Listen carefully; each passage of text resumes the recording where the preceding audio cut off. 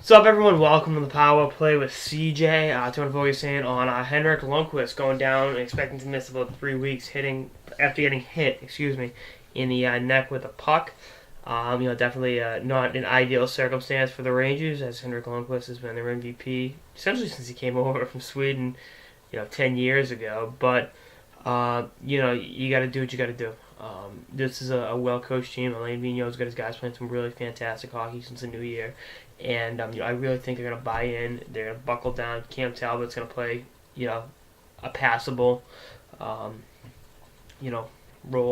And I think Lundqvist can, rest easily, knowing that his team's still in good hands. But the other thing is, let him take his time to come back. This is as much a psychological issue as it is a physical issue.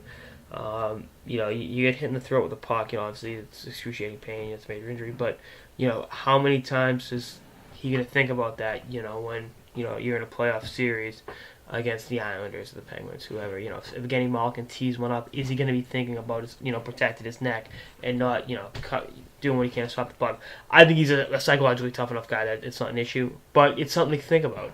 I mean, it's kind of, I'm not making the comparison, but you've seen when we Top Gun, where after Goose dies, Tom Cruise, Maverick was kind of gun shy going up there, and then obviously he saved the day, and they won the war. They beat up. He single-handedly won the Cold War. But you catch my drift. There's gonna be just a little hesitation there, I think, at first, but then once he gets over the psychological jitters, he'll be fine. I want to keep an eye on that, and if I were the Rangers, I would have the best sports psychologists in New York City on call, just in case. But from a hockey perspective, I'm a Cam Talbot guy.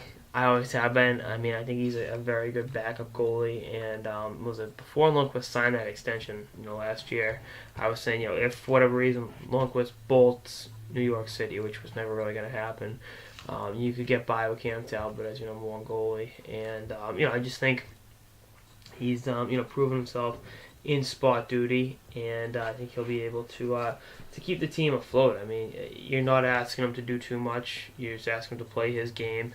When you got guys like Ryan McDonough on the blue line and Mark Stahl, Dan Girardi, they'll block shots and they'll keep shots to the outside and do everything they can to make his life a little easier.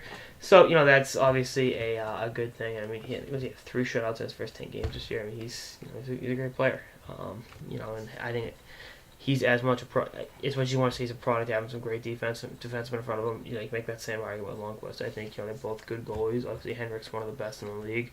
One of Vezina, been in MVP finals before. So I think if we're gonna look at this goaltending situation, having a .935 career save percentage is pretty awesome.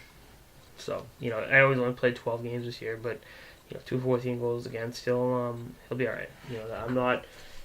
I'm not saying let's get rid of Henrik and let Cam Talbot be the guy, but for the next 3 weeks, I think you can keep them. He'll keep them in. Anyway, that's talking sort of the Power Play with CJ on Henrik Lundqvist going down. Stay tuned for episodes for the season and beyond. Later, guys.